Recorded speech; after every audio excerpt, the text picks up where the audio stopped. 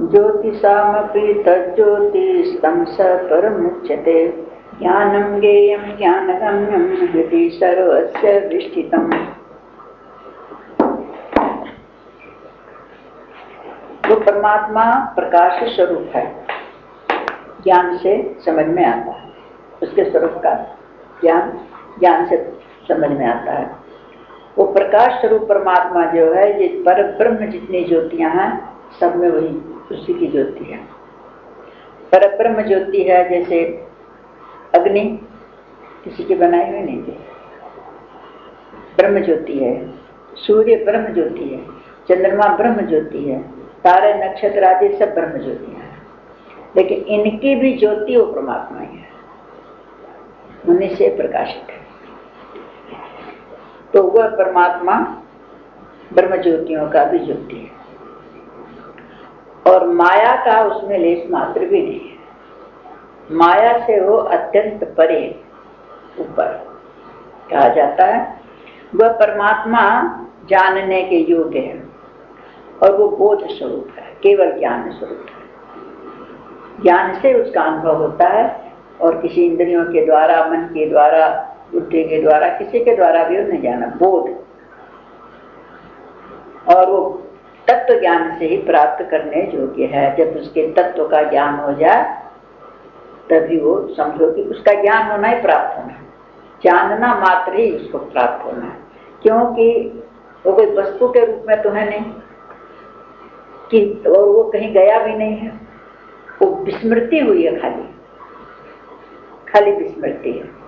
तो जब उसकी स्मृति आ जाए, ज्ञान हो जाए, तो पाया हुआ यही है, और कहीं बाहर भी नहीं है, सबके हृदय में है। तो सर्वत्र व्यापक, लेकिन विशेष रूप से वो हृदय में है।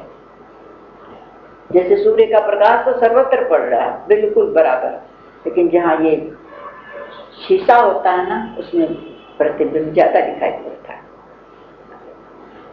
तो इसलिए सब जगह तो है भगवान, पूरे शरीर में, अपने पूरे शरीर में चेतना उसी की है, सब इंद्रियों में, लेकिन एक हृदय स्थान उसका है, वहां बैठ के समझो कि सबको संचालित करता है। स्थान उसका हृदय है। भगवान बार बार हृदय का इसमें गीता जी में वर्णन करते हैं। देखो, दुख भी होता है तो हृदय में होता है, सुख का अनुभव हृदय में होता है, कोई भी चीज का हृदय में ही। हम लोग कोई बात होता तो हाथ छाती पर ही हाथ धर के बोलते ये मैं हूं।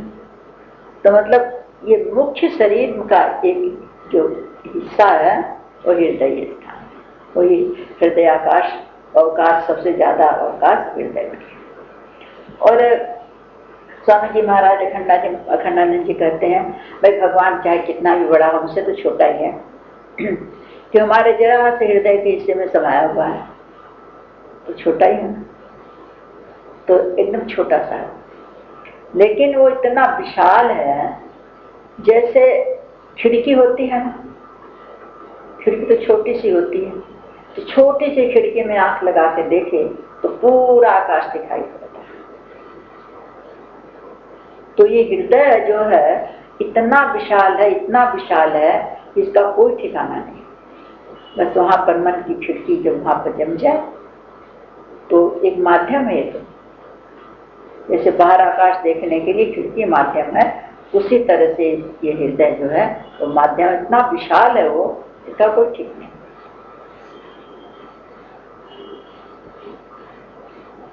इति क्षेत्रम तथा ज्ञानम ज्ञेयं चोक्तम समासतः मद्भक्त एतद् विज्ञाय मद्भावायोपपद्यते।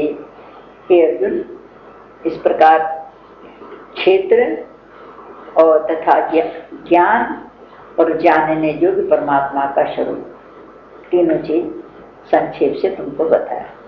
क्षेत्र क्या है, और ज्ञान क्या है, और जानने योग्य परमात्मा का स्वरूप क्या है, ये तुमको बताया संक्षेप से।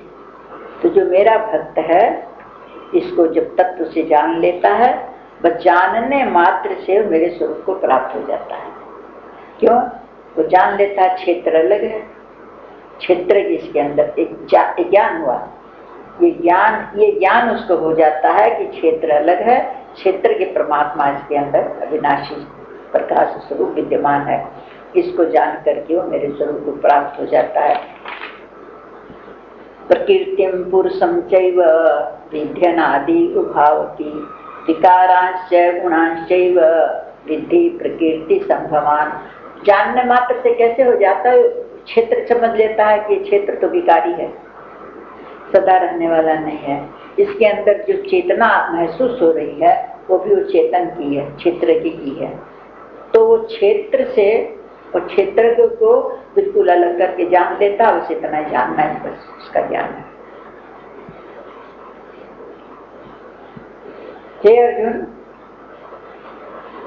प्रकृति भी अनादि है और पुरुष भी अनादि है, दोनों अनादि है। और जो राग द्वेष आदि विकार हैं, ये जो त्रिगुणात्मक सतोगुणी रजोगुणी तमोगुणी जो पदार्थ हैं, राग द्वेष विकार है।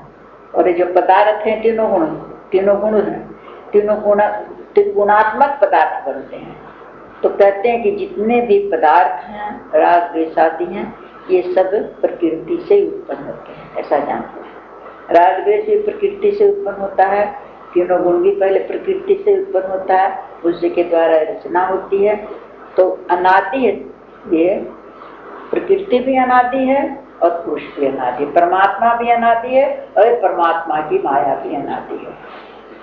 जो केवल पुरुष सृष्टि रचना नहीं कर सकता। जब प्रकृति मिलती है तभी सृष्टि की रचना होती है। अकेला पुरुष कुछ नहीं कर सकता, परमात्मा भी कुछ नहीं करता। जब प्रकृति मिलती है तभी होता है। जब उसके मन में संकल्प उठता है सृष्टि रचना करने की, तो प्रकृति सामने आती है। तो तीनों गुण जो रहते हैं ना, उनमें क्षोभ हो जाता है।